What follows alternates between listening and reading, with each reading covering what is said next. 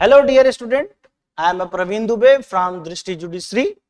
आज हम गोलकनाथ के केस के बारे में विस्तार से चर्चा करेंगे और यह जानने की कोशिश करेंगे कि इस केस ने किस तरह से हमारे संवैधानिक व्यवस्था में एक आमूलचूल परिवर्तन किया। Through this case a supreme court held so many crystallized judgment and concept regarding the judicial review. But before the knowing about the Golaknath case, we have to know about the historical background of this case. Not only this case, even before the passing judgment और कौन कौन से judgement important थे इस पूरी प्रक्रिया को, इस न्यायिक पदयात्रा को जानने के लिए। तो आइए आज हम इस पे चर्चा करते हैं। फर्स्ट हमको ये जानना है कि गोलकनाथ में जो कुछ भी सुप्रीम कोर्ट के द्वारा डिसाइड किया गया वह एक पूरी जो कंसेप्चुअल थॉट है सुप्रीम कोर्ट का in respect of judicial review and right to property के रेस्पेक्ट में, उसके पहले भी कुछ चर्चाएं हो चुकी थी और यही रीजन था कि गोलकनाथ का जजमेंट उन चीजों के प्रभाव के कारण एकदम डिफरेंट वे और डिफरेंट कॉन्सेप्ट पर निकल के आता है। तो आइए पहले देखते हैं, दो बहुत महत्वपूर्ण केस हैं आपके सामने। First is Shankari Prasad versus union of India in 1951। Supreme court ने इस केस में एक बहुत महत्वपूर्ण बात बताई। कॉन्साइजली आपको, जब आप, जैसे हम लोग इस सीरीज में हम लोग अभी चर्चा करेंगे इस टॉपिक पर, लास्ट में जब हम आएंगे कि मेंस राइटिंग में इसको कैसे देखा जाए, तो इन चीजों को आप अपने मस्तिष्क में रखना बहुत जरूरी है ताकि आप अच्छे से लिख सकें। तो सबसे पहला जो हम जजमेंट की बात करते हैं वह शंकरी प्रसाद का। शंकरी प्रसाद के केस में फर्स्ट कॉन्स्टिट्यूशनल अमेंडमेंट की बात आई थी।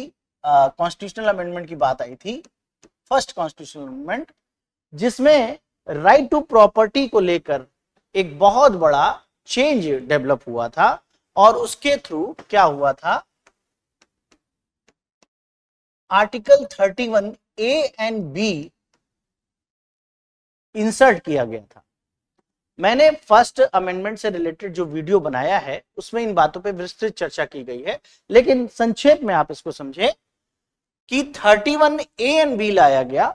31 ए के द्वारा जो स्टेट सोशल जस्टिस प्रोवाइड करने के लिए, सोशलिज्म को स्टैब्लिश करने के लिए लैंड एक्विजिशन करना चाहती थी, लेकिन हमारा फंडामेंटल राइट 19(1)(f) के कारण वो नहीं हो पा रहा था। उसके लिए 31 ए लाया गया और बी से 9th शेड्यूल हमारे सामने आता है कि जो भी मामले स्टेट ऐसा लॉ बना देगी वो 9th शेड्यूल में चला जाएगा, फिर उसका जुडिशियल रिव्यू नहीं होगा। इस मामले में कोर्ट ने जो इस गोलकनाथ के रेस्पेक्ट में बात करनी है, कोर्ट ने ये कहा कि parliament has a power to amend in a chapter 3 because whatever made by the parliament through the article 368 वो उसका पावर है और वो कर सकती है। 368 के तहत कोई भी लॉ अगर जो बनाया जाता है वो 13 क्लॉज 3 के अंदर का लॉ नहीं होगा, यानी 368 is not applying upon the 13 clause 3, उस पर अप्लाई नहीं करता। ये बात आई, आपको इतना ही इसमें जानना है। इसके बाद क्या हुआ, सजान सिंह में फिर से इस बात को उठाया गया और सेम थिंग सजान सिंह के केस में सुप्रीम कोर्ट ने कह दिया कि 368 is the power of parliament. Parliament में make any law, even chapter 3 से रिलेटेड लॉ भी वो बना सकती है, और जो भी लॉ वो पार्लियामेंट बनाएगी वो 13 क्लॉज 3 का लॉ नहीं होगा, यानी पार्लियामेंट के पास पूरी शक्ति है। अब आती है बात गोलकनाथ की। मैं एक कंसाइज थॉट आपको दूंगा, इसके बाद हम लोग पीपीटी के थ्रू इन सारी चीजों पे डील करेंगे। अब इसमें आपको जो जानने वाली चीज है, article 13 clause 2, 13 clause 3 and article 19(1)(f। Article 13 clause 2 क्या कहता है कि स्टेट कोई भी ऐसा लॉ नहीं बना सकता जो हमारे फंडामेंटल राइट को अब्रिज करे या हमारे फंडामेंटल राइट को किसी भी तरह से ओवरलैप करे। स्टेट ऐसा लॉ नहीं बना सकता। जैसा कि आप यह अपने बेयर में भी पढ़ेंगे, the state shall not make any law which take away or abridge the right conferred by this part. State ऐसा कोई लॉ नहीं बना सकता, और अगर स्टेट ऐसा कोई लॉ बनाता है तो उसका जुडिशियल रिव्यू किया जाएगा। और 13 क्लॉज 3 में लॉ क्या है इसके बारे में बता रहे हैं।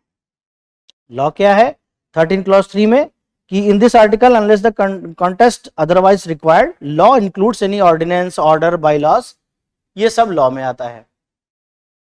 और 19(1)(f) आप सब जानते हैं कि 19(1)(f) जो है वो संपत्ति का हमारा अधिकार था, जो 44th अमेंडमेंट से हमारा हटा दिया गया। अब गोलकनाथ में क्या होता है कि गोलकनाथ में एक एक्ट आता है, पंजाब गवर्नमेंट एक एक्ट निकालती है जिस पे अभी हम चर्चा करेंगे, और उसके थ्रू लैंड एक्विजिशन किया जाता है मिस्टर गोलकनाथ का, आईसी गोलकनाथ का। वो कोर्ट में चले जाते हैं और वो 17th अमेंडमेंट के थ्रू वो एक्ट सामने आया था और उसको 9th शेड्यूल में डाल दिया गया था। गोलकनाथ का मामला यहीं से शुरू होता है। गोलकनाथ में क्या क्या कहा गया वो हम इसके बाद आएंगे, और गोलकनाथ के प्रभाव को खत्म करने के लिए 24th अमेंडमेंट लाया गया। 24th अमेंडमेंट के थ्रू आर्टिकल 13 में क्लॉज 4 और 368 में क्लॉज 3 जोड़ दिया गया। मैं पढ़ के सुना देता हूं। आर्टिकल 13 में क्लॉज 4 क्या कहता है, nothing in this article shall apply to any amendment of this constitution made under 368, और वाइस वर्सा 368 में यही बात बोल दिया गया कि कोई भी जो अमेंडमेंट 368 के थ्रू किया जाएगा वो 13 पे लागू नहीं होगा, और 13 का जो लॉ है वो 368 पे लागू नहीं होगा। ये 368 के क्लॉज 3 में जोड़ दिया 24th अमेंडमेंट के थ्रू। अब इसको चैलेंज किया गया था केशवानंद भारती के केस में, और केशवानंद भारती के केस में बेसिक स्ट्रक्चर का कॉन्सेप्ट आता है और साथ ही साथ इसको कॉन्स्टिट्यूशनल बताया जाता है, लेकिन केशवानंद के इफेक्ट को दूर करने के लिए 42nd अमेंडमेंट लाना पड़ता है। और 42nd अमेंडमेंट के बारे में आप लोगों से पहले चर्चा हम लोग कर चुके हैं। तो अब हम लोग आते हैं इसी चीज को, ये जो पूरी कहानी है इसको हम अपने पीपीटी के माध्यम से जानने की कोशिश करते हैं।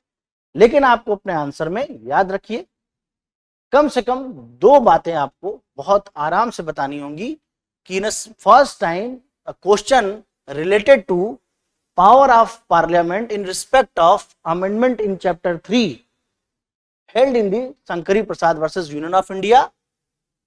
सजान सिंह में सेम बात कही गई कि हाँ किया जा सकता है अमेंडमेंट, लेकिन गोलकनाथ में बोला गया कि पार्लियामेंट चैप्टर 3 में अमेंडमेंट नहीं कर सकती है।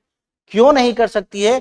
क्योंकि 368 पार्लियामेंट का प्रोसीजर बताता है, लॉ मेकिंग प्रोसीजर है, पावर नहीं है, अर्थात वो चैप्टर 3 यानी हमारे फंडामेंटल राइट में कोई अमेंडमेंट नहीं कर सकता।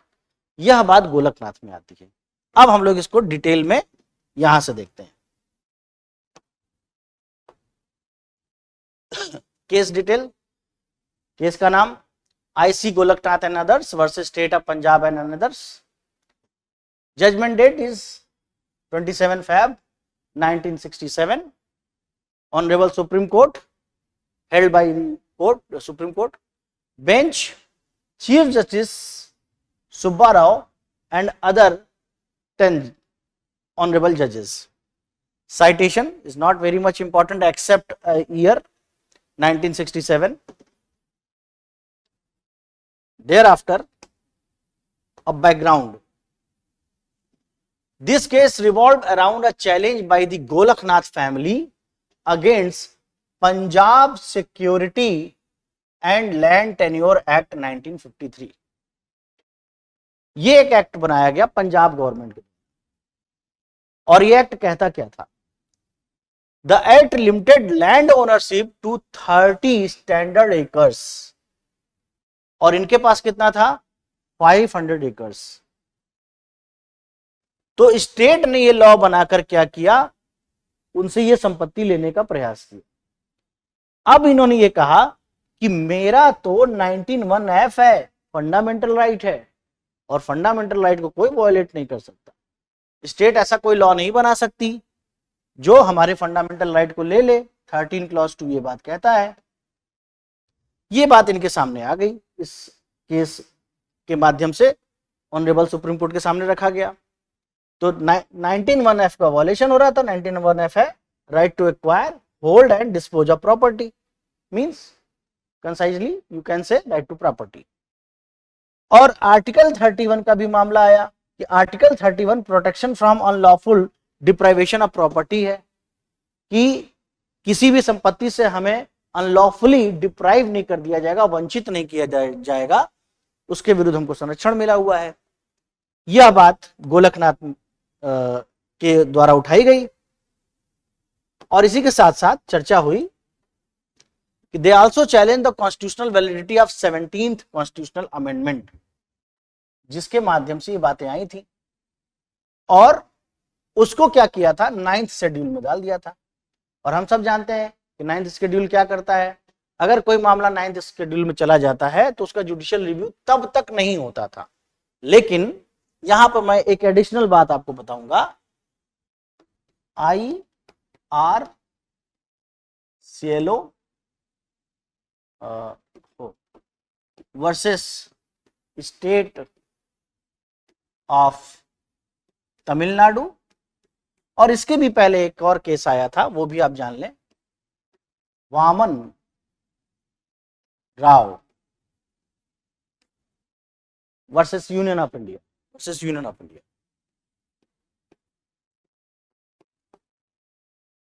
इन दोनों केसेस में फर्स्ट टाइम वामन राव में बोला गया कि 24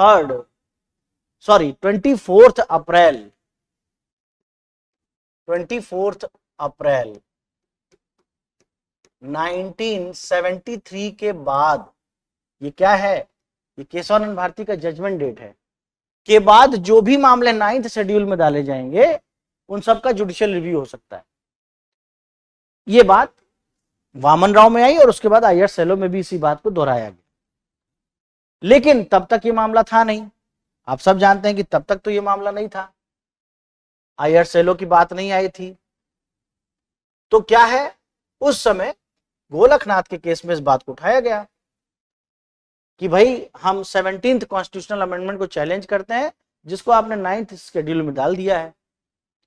the case raise the question whether parliament could amend fundamental right, क्या पार्लियामेंट फंडामेंटल राइट में अमेंडमेंट कर सकती है अंडर आर्टिकल 368, या if such right were beyond parliament reach, या फंडामेंटल राइट जो है वो पार्लियामेंट के शक्ति के बाहर है, सीमा के बाहर है।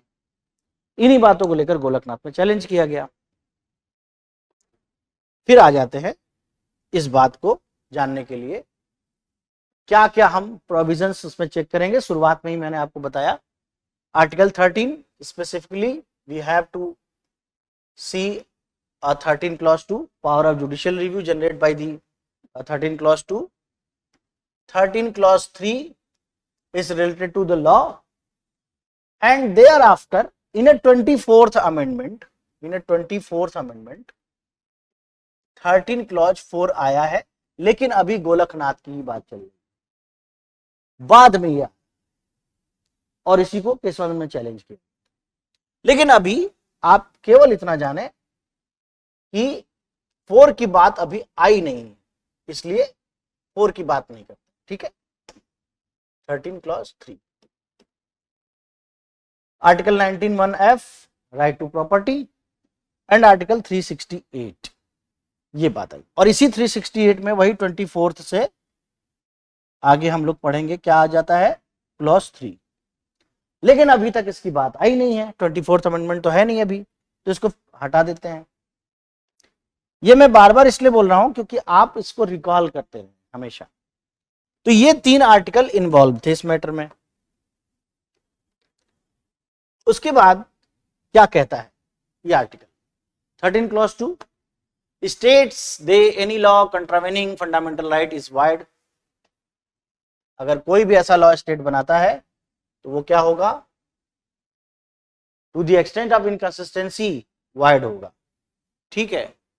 एक बात 368 क्या कहता है, grant parliament the power to amend the constitution, but यही तो इशू था कि the issue was whether it included amending fundamental right, क्या मौलिक अधिकार में भी संशोधन कर लेंगे?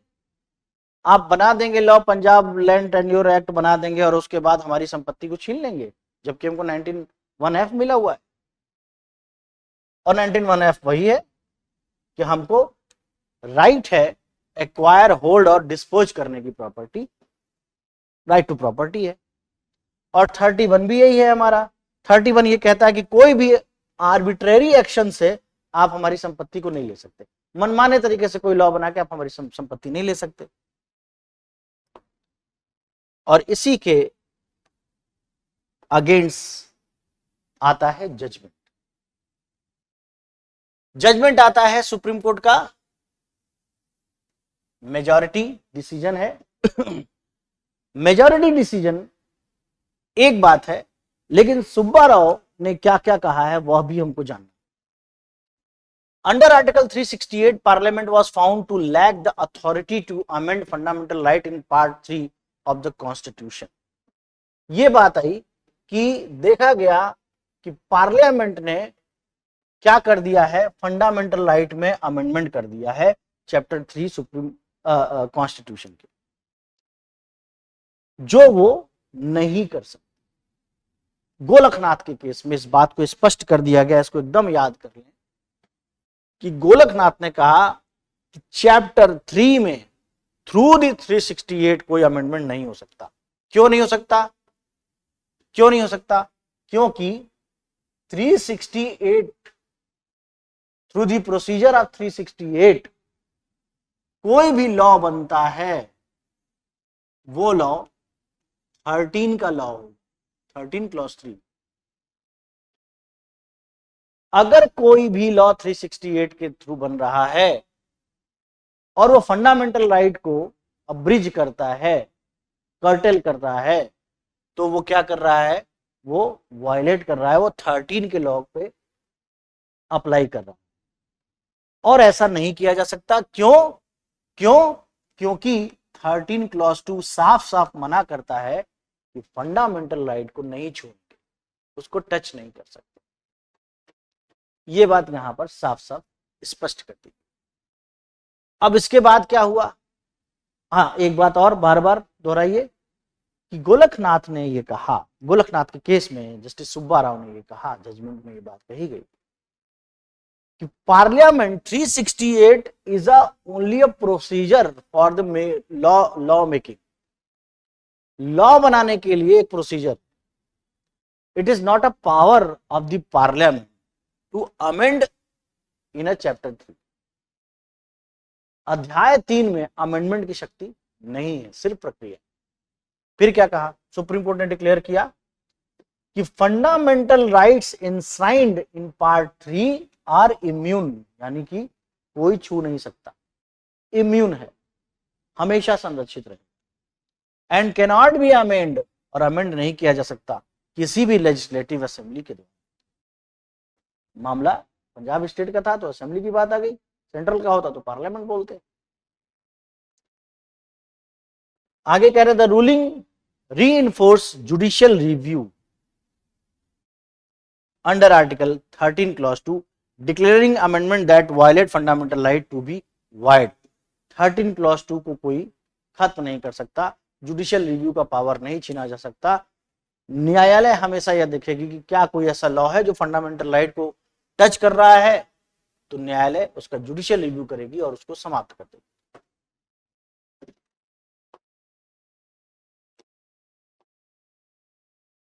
फिर आ जाता है, सुप्रीम कोर्ट कह रही है the judgement introduce a doctrine of prospective overruling. ये याद रखिएगा, प्रीलिम्स में कई बार पूछा। प्रोस्पेक्टिव ओवर रूलिंग को बहुत सिंपल वे में आप समझिए। ये कह रहा है कि कोई भी ऐसा लॉ जो इनवैलिड है उसको आप वैलिड नहीं बना सकते। आप अगर किसी जजमेंट के थ्रू किसी लॉ को इनवैलिड कर रहे हैं, अनकॉन्स्टिट्यूशनल डिक्लेयर कर रहे हैं, तो वो पास्ट से अप्लाई, पास्ट में होगा, अप्लाई वो फ्यूचर से करेगा। इसको दूसरे तरीके से समझिए। गोलकनाथ के केस में जब ये doctrine of prospective overruling का कॉन्सेप्ट आया तो ये कहा गया कि अभी तक जो हो गया, पंजाब लैंड रिफॉर्म एक्ट जो बन गया वो सही रहेगा, वो अप्लाई करेगा, लेकिन अब फंडामेंटल राइट को आप टच नहीं करेंगे। ये बात भूतलक्षी प्रभाव से लागू हुआ। क्या कि मान लीजिए गोलकनाथ का जजमेंट हुआ, गोलकनाथ के जजमेंट में पंजाब लैंड रिफॉर्म एक्ट जो है आपका, जिसको आप लोग पढ़ रहे हैं, जिसको 9th शेड्यूल में डाल दिया गया, तो राइट टू प्रॉपर्टी है, राइट टू प्रॉपर्टी है, तो ये गलत हो गया, ये गलत हो गया। लेकिन गोलकनाथ के केस में कहा गया यहां तक हम मान ले रहे हैं, लेकिन अब आगे से आप फंडामेंटल राइट को डिस्टर्ब नहीं कर सकते 368 के तहत। ये है doctrine of prospective over.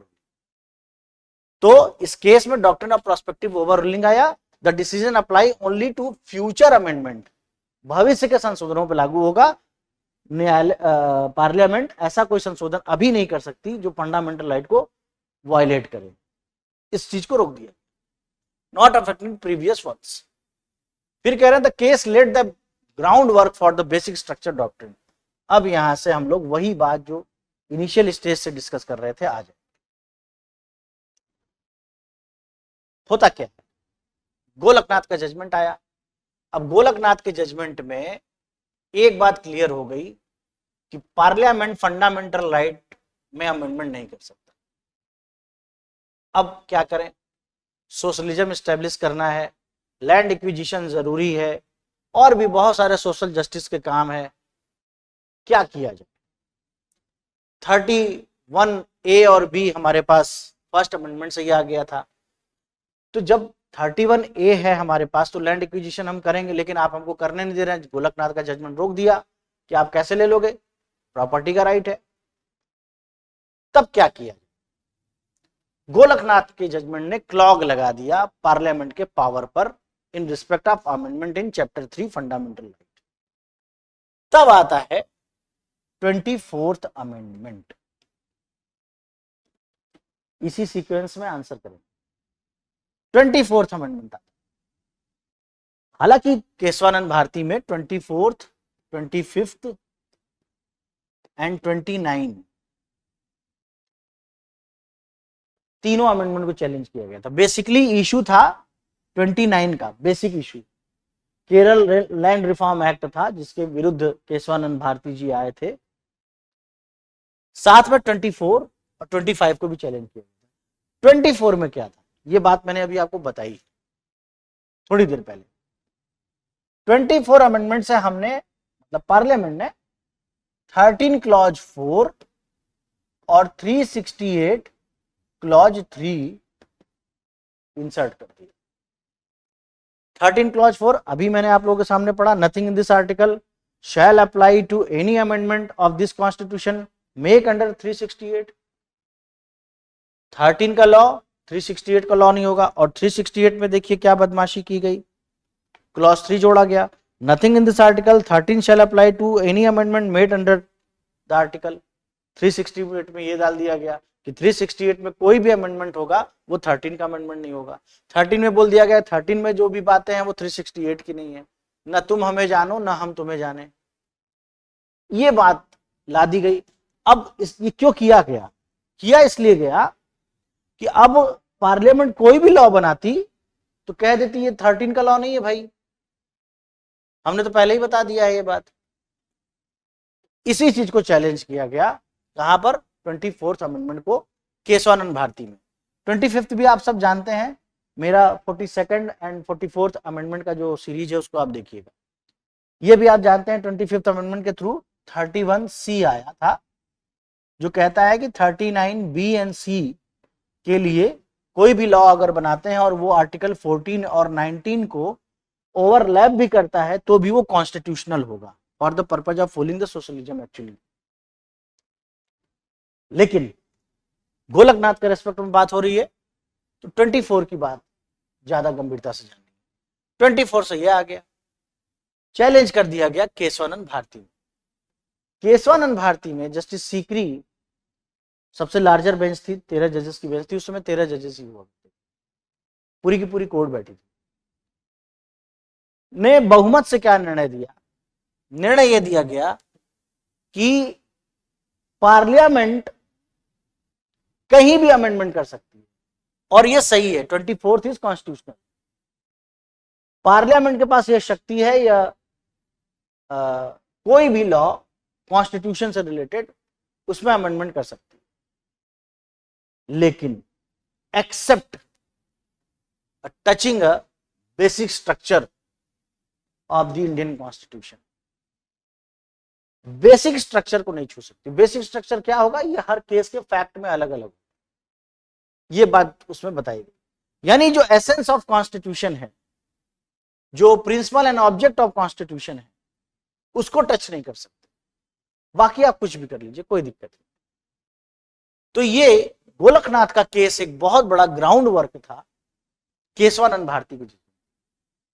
Keshavananda Bharti में बेसिक स्ट्रक्चर का कॉन्सेप्ट आ गया। फिर आगे, it open that a constitutional amendment act is also a law under article 13। ये बात हम लोग पहले भी चर्चा की है। और इसके बाद गोलकनाथ के रेस्पेक्ट में parliament reacted to this judgement by enacting 24th amendment, जो अभी मैंने आपको बताया, which included a provision of article 368। कौन सा? Clause 3, which declared that a parliament has power to take away any of the fundamental right। कोई भी fundamental right ले सकती है। इसी को चैलेंज किया गया, किसमें? केशवानंद में चैलेंज किया गया, और सॉरी कहां चैलेंज किया गया? केशवानंद में चैलेंज किया गया। केशवानंद ने कहा ठीक है, कोई बात नहीं, मान लेते हैं, लेकिन बेसिक स्ट्रक्चर नहीं छुएगा। ये भी बात हम क्लियर कर लिए।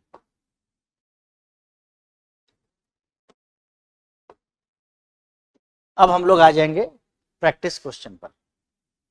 प्रैक्टिस क्वेश्चन में पहला क्वेश्चन ये है आप लोगों का, which of the following was introduced by a supreme court in a Golaknath case. अरे ये तो हो ही नहीं सकता, पूरी लड़ाई ही 13 clause 2 को लेके थी। 7th अमेंडमेंट तो स्टेट रीऑर्गेनाइजेशन का मामला है, तो ये भी नहीं है। The ruling applies to amend made before, नहीं, आफ्टर है ये। यानी हमारा आंसर ये सही है। Doctrine of prospective overruling का कॉन्सेप्ट गोलकनाथ केस में दिया। अब हम लोग आ जाएंगे मेंस के क्वेश्चन पे। जैसा कि मैंने बताया है वैसे ही देखें। Discuss the significance of IG Golaknath versus state of Punjab case in relation to the power of parliament to amend fundamental right. पहले इतने को क्लियर करेंगे, फिर how did the judgement influence future constitutional jurisprudence, यानी कि 24 और केशवानंद की बात करें।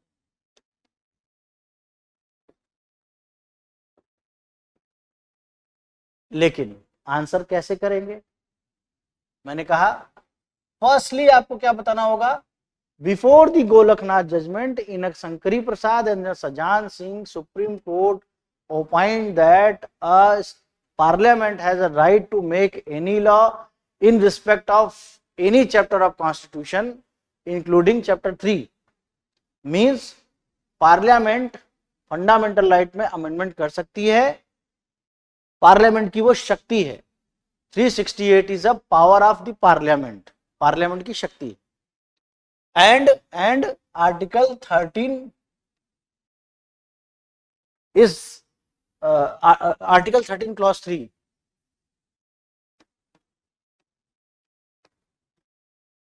में जो विधि है, वो विधि जो लॉ है वो 368 का लॉ नहीं है। आर्टिकल 13 क्लॉज 3 में जो लॉ है is not related to the 368, means 368 is a power and procedure of the parliament and parliament may make any law of the any chapter of constitution held in Sankari Prasad and thereafter Sajjan Singh. ये दोनों case आप बताएंगे। But अब इसके आगे करेंगे, but in a Golaknath, but in a Golaknath supreme court clearly held that 368 is only a procedure and it is not a power of the parliament, and parliament has no right to amend in a chapter 3 because judicial review, power of judicial review handed over in the Supreme Court, and if any kind of, or you can say whenever a parliament trying to amend in a chapter 3 and thereby abridge a fundamental right, Supreme Court will declared unconstitutional according to Article 13 Clause 2। ये बात आपको बता दें। अब ये जब बात हो गई गोलकनाथ में, और साथ में आप क्या बता देंगे, प्रोस्पेक्टिव ओवर रूलिंग का कॉन्सेप्ट इसमें आया कि इन फ्यूचर से लागू होगा, अभी तक जो कर दिए, आगे आप फंडामेंटल राइट को टच नहीं कर। इसके प्रभाव को खत्म करने के लिए इतनी बात जब हो जाएगी, इसके उसमें आप पंजाब एक्ट की बात शामिल कर लीजिएगा। जब खत्म हो जाएगी तब आप बताएंगे कि for the decaying the basic concept of the Golaknath, Parliament bring a 24th Amendment, and through the 24th Amendment, Parliament inserted a clause 4 in Article 13 and clause 3 in a 368.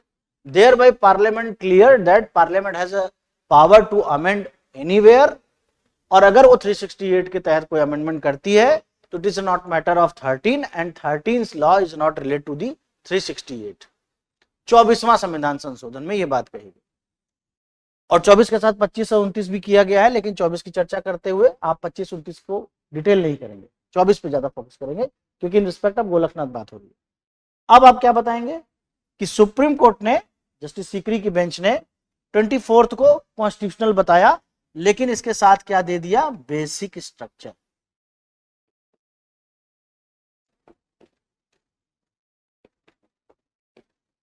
और बेसिक स्ट्रक्चर क्या है, कोई भी ऐसा law, कोई भी ऐसा provision constitution का जो कॉन्स्टिट्यूशन के ऑब्जेक्ट से, प्रिंसिपल से, उसकी स्पिरिट से अगेंस्ट है, जो कॉन्स्टिट्यूशन से इनकंसिस्टेंट है, जो फंडामेंटल राइट को वायलेट करता है, वो पार्लियामेंट नहीं कर सकती। वो ही हमारा बेसिक स्ट्रक्चर होगा और अलग अलग केस में डिसाइड होगा। ये बताने के बाद अब आपको क्या बताना होगा, याद रखिएगा, अब आपको बताना होगा, मैं दूसरे पेज पे भी कर सकता हूं लेकिन यहां पे आप समझ जाएंगे।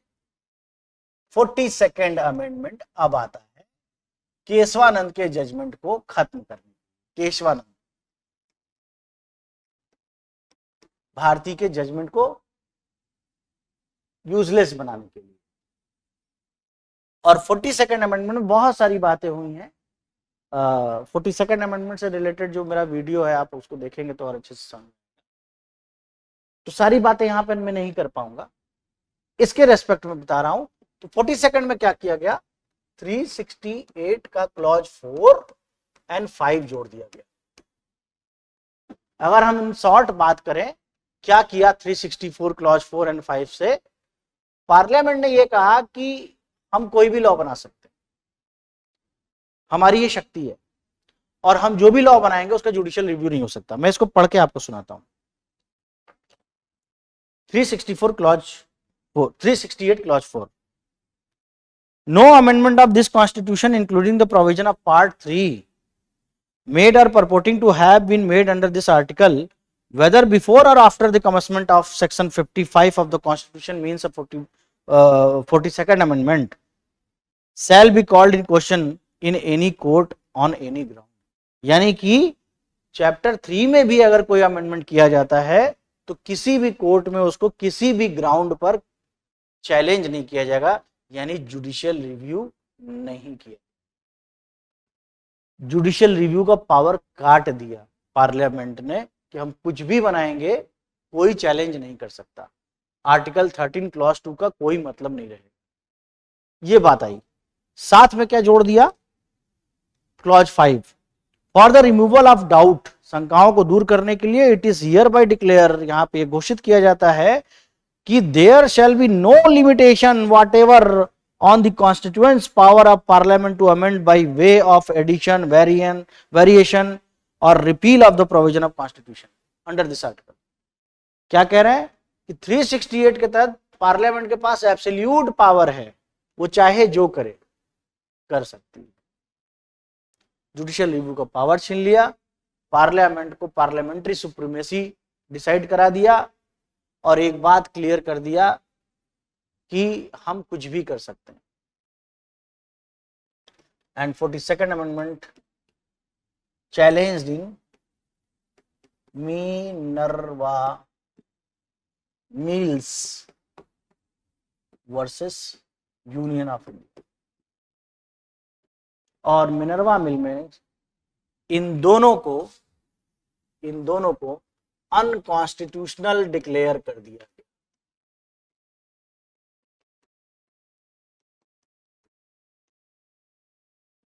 डिक्लेयर कर दिया गया और एक बात बोल दी गई कि power of judicial review itself a basic structure of the constitution.